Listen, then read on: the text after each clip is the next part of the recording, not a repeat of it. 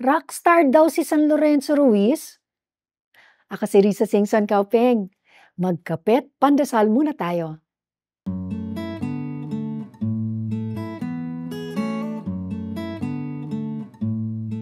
Isipin ninyo, isang ordinaryong sakristan at naglilingkod sa mga paring Dominikano ay makikilala sa buong mundo bilang unang Pilipinong santo.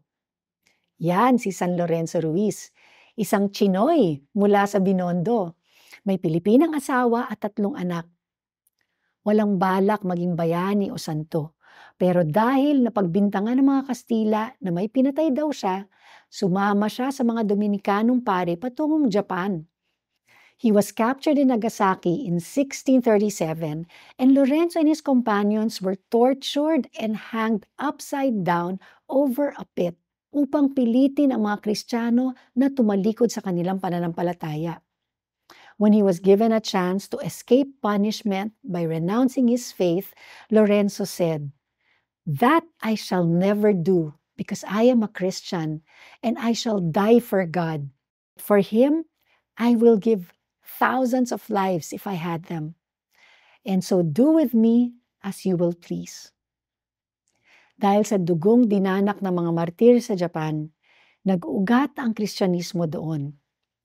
Parang rockstar si San Lorenzo Ruiz sa mga Katolikong Hapon dahil sa paghanga nila sa kanyang pananampalatayang hindi natinag.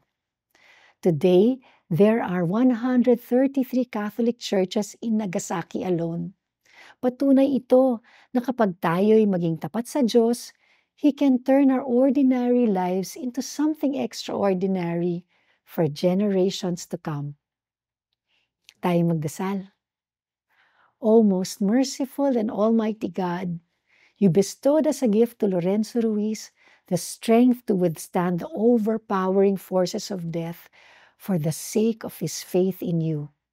Through his prayers, help us to follow his example.